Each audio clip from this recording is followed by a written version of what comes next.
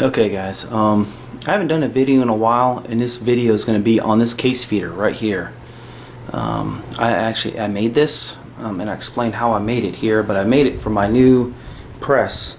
I am now a proud owner of a Dillon 650, and I absolutely love this press. It is a great press. It's a Gem Pro 250 there. I do have quite a bit of accessories for my Dillon. I am currently loading 223 and 9mm. I've had this press for about a month, but I did not purchase the Case Collator. Okay, the Case Collator is about $220, I believe, and I decided that was really not in my budget. I am a do-it-yourselfer kind of person. I probably would have tried to make the press, but that's way beyond my capability. I'm just kidding. But I did make this this Case Collator, and I also made it. There's my 223 shell plate right there, and what I've done here is let's see. This is the shell plate for 9mm, right? This is the key. There's little agitators here, and this is obviously 9mm. This is actually an old Phillips screwdriver. I used the motor out of several other videos. I went on YouTube, watched other videos, and I saw what they did, and I made my own. I did my own interpretation of it. All right, this bucket right here. If you guys notice, look how good it matches my Dillon, the Dillon color. I mean, it matches rather flawlessly. This is actually a Walmart 5-gallon bucket. It did say Walmart right here. If you get brake cleaner sprayed on the rag, do not spray it on the bucket, spray it on the rag, it'll wipe the Walmart right off. Okay, so it does not say that anymore. I do have a 12 volt power source, so I can just basically plug it right in. And I started all this in. This is my on-off switch. This is the interrupter switch right here. So basically when the tubes get filled up, it cuts it off. And this right here, this was probably the biggest headache right here to get the funnel. All right, a lot of people use plexiglass to do it. This is a Coke bottle. Okay, what I've done is I went ahead and cut it here to shorten it. I grabbed my heat gun and I softened up the plastic. I put my Dillon tube in here. Then I got a pair of vice grips and wrapped it around so it wraps around tight. And then I just screwed it in. I know it doesn't look the best, but the big thing is just getting the cases in right side the correct way. I just actually modified this again today. I was using some other one, and every once in a while I was getting upside down cases. And this is just like a little Spike's Tactical badge. And one of my buddies had it, and I asked him if I could have it, and I just stuck it on there. So that's what that's about. I used wood. This is just wood, okay?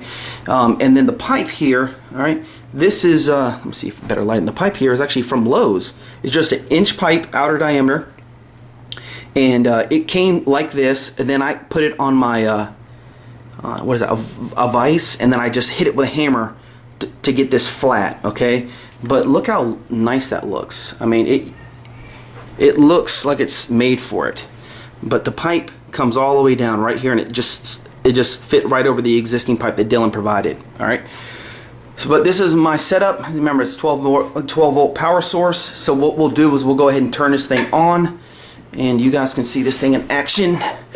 And then here's the switch, and there it goes.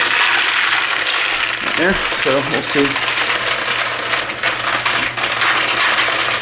it goes.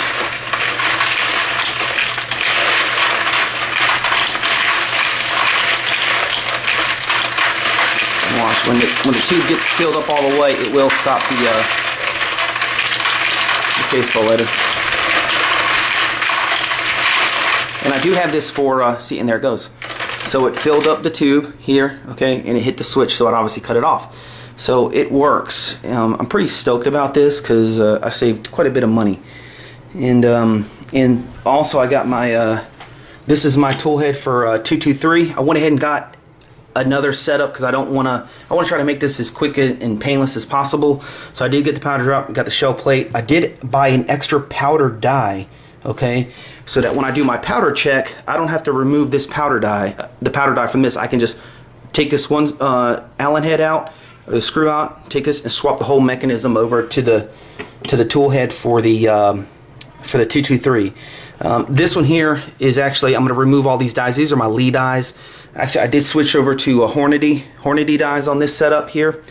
So these are Lee dies here, so I'm going to remove these, and I'm actually just going to put in the Lee full-length, the decapper, the full-length sizer and decapper in this for 223, so I can process my brass for 223, and we all know how big of a pain in the butt that is. I do plan on getting the R12 trimmer, R12 Dillon trimmer, but this is what I've got, guys, and the press is awesome. I will tell you this, I did buy this press just bare bones when I originally got it. Everybody was telling me you gotta have a case feeder. To use this Dillon 650, you have to have a case feeder. This is the one that I came up with, and guys, it's working really good. I cannot outrun this Case Collator. I mean, I think the most I've ever got it down to was like right about here, and you can see how many more cases I have. I mean, it just keeps feeding them and feeding them. So I mean, it works great. And then again, I have my 223 shell plate right there. And this is my daughter's old room. I didn't feel like painting the wall, so I told my wife, I was like, I got to put these pictures up, make it look a little bit more masculine. So, but this is my Dillon XL50 with my Case Collator. Quick upgrades. Obviously, the aluminum roller hander, I bought that as an upgrade, but again, I didn't buy it with my original purchase. I got the powder check die. I didn't buy all this stuff. I got this 650, ran it a couple times, and I was the guy that was putting cases in, and it sucked. But again, I knew, again, I'm a do-it-yourself guy, but this is it here. And I kind of got off track, but remember, this is just a Coke bottle here. I got an extra tube. I bought an extra tube through Dillon, the case feed tube. So this is one tube, and it ends, and I bought another one to just give me a little bit more length. And I cut a little slot out there, and there's a little chute. But again, this is, I mean, I don't have much money in it. I will tell you this. I got a lot of work put into this thing, man. You know, if you guys want to try to do it if you guys have the spare time, but it's not as, there's a lot of fine tuning involved when you make one of these things. But I will tell you this, when I soldered everything and hooked it up for the first time, me and my wife got in here because she was all like, all right, that's gonna work. I turned that thing on, and it was feeding cases, and dude, I was smiling ear to ear. And the great thing about it, it looks good. It doesn't look cheesy. I've seen some on YouTube, not trying to knock it, but it just didn't look as clean. And this, it turned out to be pretty clean, so I'm pretty happy about that. But there's my Case Collator, guys. If you have any questions, leave me a comment. And thanks for watching.